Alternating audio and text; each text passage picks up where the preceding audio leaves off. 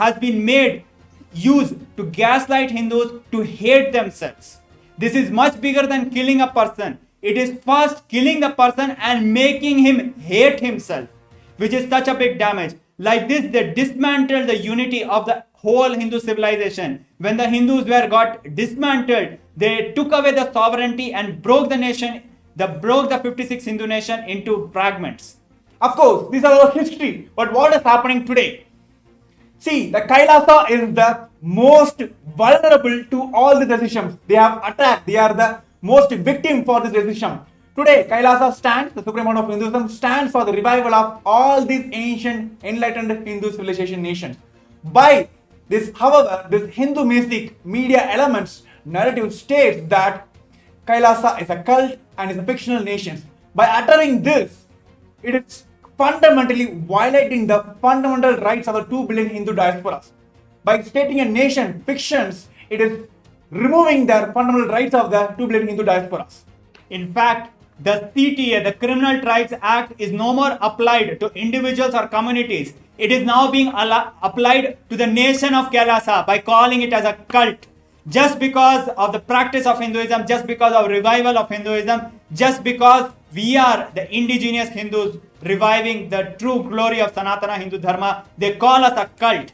Is this not shameful? Are they not ashamed? This is what is racism. This is what is xenophobia. None of which exist in Hinduism. How can racism exist in Hinduism? Let us see what this report has to tell about this.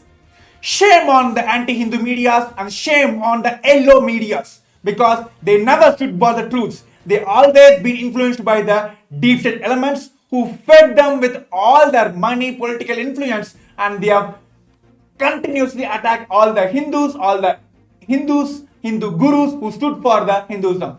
So what is the main reason for the attacks of the Supreme Pontiff of Hinduism? Because he stood for Hinduism. He stood for reviving a sovereign Hindu nation. Now let us understand what was lost and how much was lost. We see the destruction. Let me read the report for you. The Hindu Holocaust has, for the last 2000 years, gone through a massive destruction, resulting in loss of 56 Hindu nations that spanned over 6 million kilometers square of Asia. This resulted in the loss of more than 500 million lives. More than 4 million Hindus were enslaved. More than 160 million Hindus were starved to death. Thousands of temples were destroyed, and more than million Hindu educational institutions were destroyed. Libraries were burned down. Yes, these numbers are very important, not only for the global viewers, even for the neo-Hindus, because they doesn't know about the history, because the very history has the very Hindu Holocaust. Today, whatever the history you know about Hinduism, it is fabricated by the British colonizers and this anti-Hindu medias. Let me tell the numbers once again. It is a 2000 years of persecution, and 56 Hindu nations have lost its sovereignty, and 500 plus millions has been massacred during this entire persecutions. And almost more than 4 million Hindus has been accused of rape, sex, and they have been completely dismantled from the very life itself. But understand, all these things never happened in Hindu nations. The reason is there was no casteism, there was no xenophobia, there was no racial discrimination. How can there be any racial discrimination or casteism in Hinduism when we believe the glorious principles of Hinduism? Now let us see directly from the report what it has. Of course, the fundamental principles taken, the measure taken by the KAILASA is implementing Paramashivam, that is, you are Paramashiva. Which nation, which community, which religion even gives this rights to everyone that you are treated as the ultimate body of the religion? But of course, we're bringing more facts to all of you. We want all the viewers to stay tuned with us. There are crisp, more details on this 21st reports by the United Nations on KAILASA. Stay tuned with us. Around 5,000 years ago, at the end of Mahabharat War, the ancient enlightened Hindu civilization consisted of 10,000 Hindu traditions, or sampradayas, that existed in 56 Hindu nations, 200 Hindu kingdoms, 1,700 Hindu provinces that covered more than 6 million kilometers square of Asia. The Supreme Pontiff of Hinduism, SPH, BHAGAVAN Nithyananda Paramashivamam, is the reviver of KAILASA, this ancient, enlightened Hindu civilizational nation. KAILASA is an unbroken cultural, religious, historical, civilizational, and sovereign continuation and revival of multiple of these historical Hindu sovereign states and Hindu ecclesiastical entities.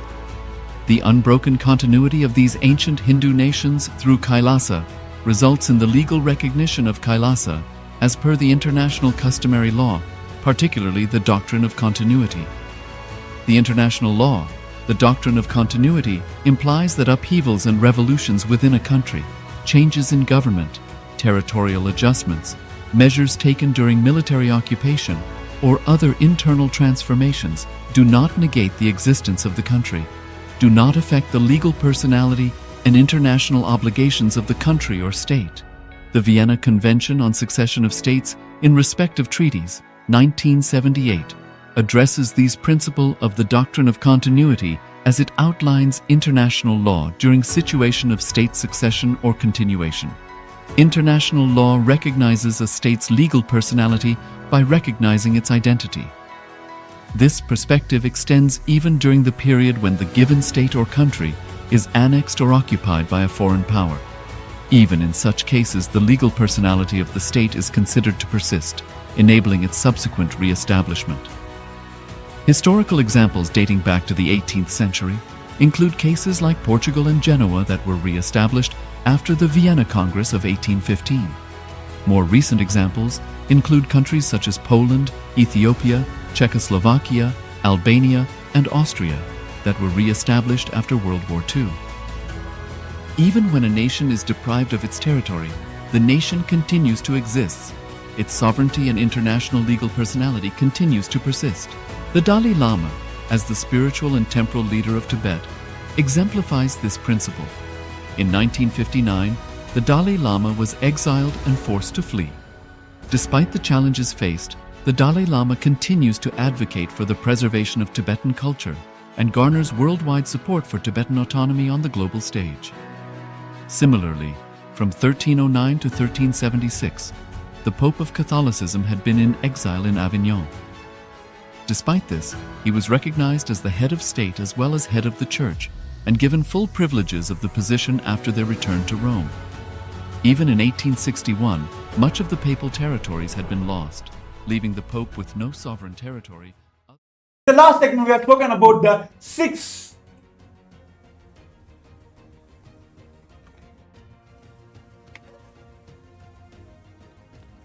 Now we are back and continuing on the release of the 21st report of KAILASA by the United Nations. So we have been going through the persecution that the Hindus have gone through in the last 2000 years and particularly in the last 200 years. We understand that more than 6 million kilometers square of sovereign territory was lost. We understand 56 Hindu nations were lost. We understand 500 million Hindus were killed. But we do not understand, we still do not understand what was really lost.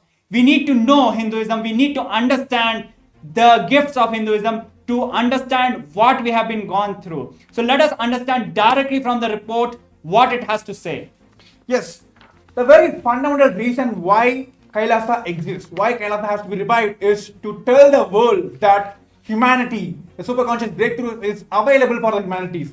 And here are the policies and the measures taken by the Supreme Pontiff of Hinduism and KAILASA to eradicate the racism from the entire humanity, not just from the Hinduism, from the entire humanity. The first principle is Vasudhaiva Kutumbakam. The whole world is my family. When you bring this policy in your country, how a war can be induced between countries and countries? So let us understand by this principle. Many of us know Vasudhaiva Kutumbakam means whole world is my family. But we need to understand the word itself, the Sanskrit word. Vasudhaiva, Vasudha, Mother Earth, Kutumbakam, the family of Mother Earth. Just by translation, you will understand how beautifully the Hindus cognize. Our ancestor had powerful cognitions about the world. Earth is my mother. And each and every being is my family. Because we are from the same mother, how can there be discrimination? How can there be fight? And that is why Hindus lived beautifully and peacefully, because we lived by these principles. And second is the ahimsa, non-violence. See, the fundamental principle with which Kailasa has been established is ahimsa paramo dharmaha, that non-violence is the ultimate cosmic law. See, many times this non-violence has been put as the powerlessness. But how many of you know that all the fears, angers, violence, frustration, these are the powerlessness, not non-violences. Very clearly understand the world peace can be brought into the country not by wars, by only non-violence. By standing on these principles, Kailasa stands and for the United Nations for the global peace. We have contributed to the world in extraordinary ways. We talk about the problem of xenophobia. We talk about the problem of racism. None of these problems exist in Hindu nations. How can it exist? Because we never treated people as merely equal. People are not just equal. Today, the human rights treats all people as equal, whereas Hinduism teaches us people are divine. Everyone is divine. It is much higher and powerful cognition compared to all people equal. And because of this powerful cognitions, we treated everybody as divine. We treated plants as divine. We treated animals as divine. We treated land as divine. We treated inanimate objects as divine. And because we saw Paramashiva, lived with Paramashiva in each and every aspect of this cosmos, because of that, we lived peacefully with nature. We lived peacefully with each other. These are the gifts of Hinduism which have been lost when the 56 Hindu nations were lost. And today we are speaking about the racism. Of course, it is not just in Hinduism. The entire world faces the racism all around the world. But what is the solution Kailasa is giving? What is the solution Hinduism is giving is Advaita. The only experience, only principle which belongs to Hinduism is Advaita. How many of you know that Hindus have fundamentally rooted in the Advaita, oneness with the entire world, entire universe? Then where comes the racism? And when we understand the destruction by the caste system, it might look superficial. But when we look at this reality, it is not just the territory was lost. It is not just the community was lost. It is not just the unity was lost. It is not just the principles were lost. It is not just the quality of life was lost. The entire ecosystem which beautifully lived, beautifully and happily lived and contributed